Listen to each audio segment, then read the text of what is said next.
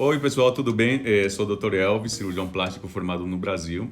Temos 5 dicas essenciais para o cuidado de pós-operatório, que é muito importante e eu vou explicar aqui para minhas pacientes e para aquelas pessoas que tenham dúvidas.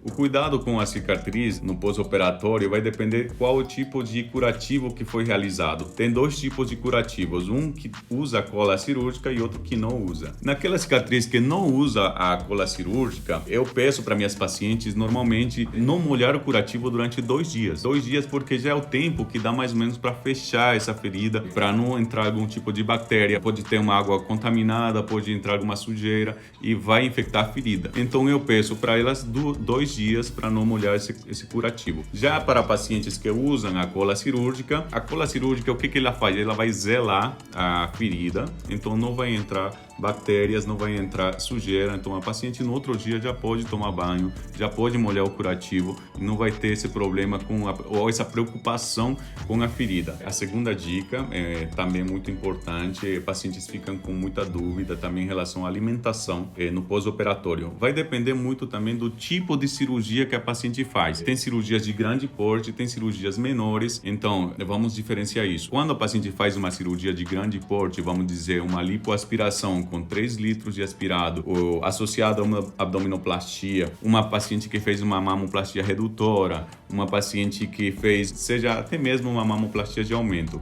Quais os cuidados, que pode comer, que não pode comer, isso eu vou esclarecer agora. Muito importante as pacientes no pós-operatório não consumir produtos que tenham muito sal, muito sódio, porque isso vai inchar mais, isso vai provocar um maior edema. E o que a gente quer? A gente quer que esse edema diminua no pós-operatório e vamos evitar esse tipo de alimentos. Então, o paciente tem que comer proteína sem muito sódio, sem muita sal.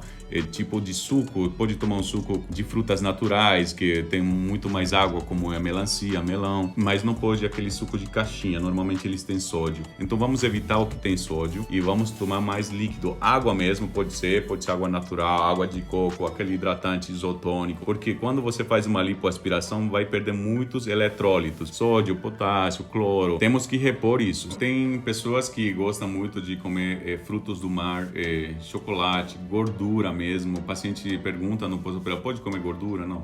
Então vamos evitar comidas muito gordurosas, comidas com muita sal, como eu falei.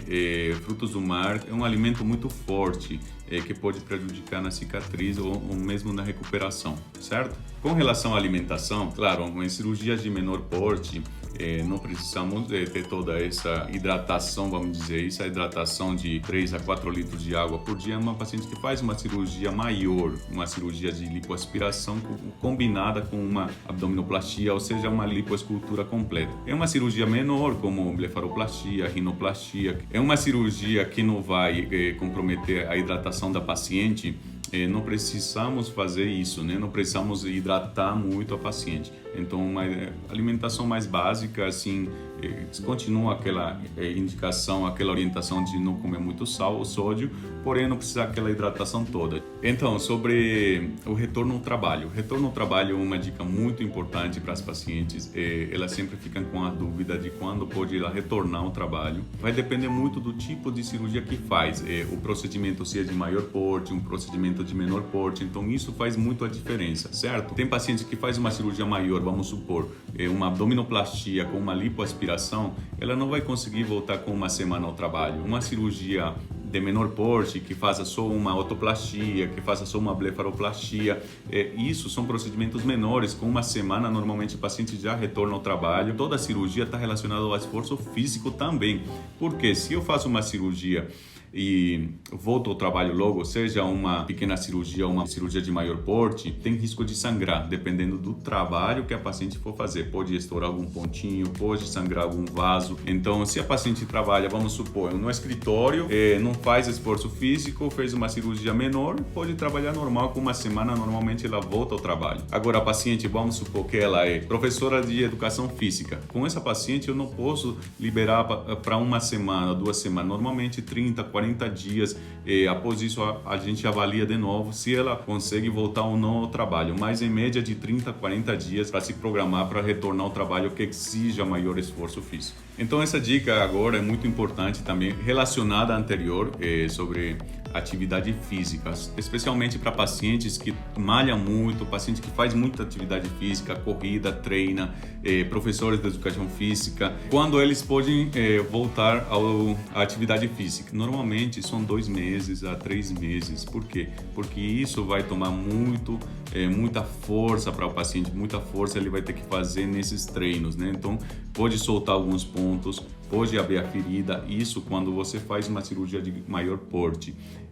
Normalmente em cirurgias como abdominoplastia, complicatura do músculo, então temos que evitar esse tipo de atividades antes dos 2 meses, senão pode complicar a sua cirurgia, podemos ter um resultado indesejado por causa disso. Pessoal, então a última dica é sobre atividade sexual. Tem muitas pacientes me perguntando quando pode retornar à atividade sexual. Normalmente as pacientes que fazem uma cirurgia de grande porte, como por exemplo uma abdominoplastia, que precisa fazer a junção dos músculos reto-abdominais, são músculos muito fortes, e uma cicatriz ampla embaixo na região do pubis, precisa normalmente de 3 a 4 semanas para poder ter relação sexual. Por quê? A atividade sexual ela vai te exigir um esforço físico, certo? Quando você faz um esforço físico com o abdômen ou com a pelve, vai contrair o músculo reto abdominal. Isso pode trazer resultados indesejados. Por quê? Pode abrir algum ponto por dentro, né? Por dentro o músculo pode soltar. Então eu falo para minhas pacientes normalmente 3 a 4 semanas para voltar à atividade física.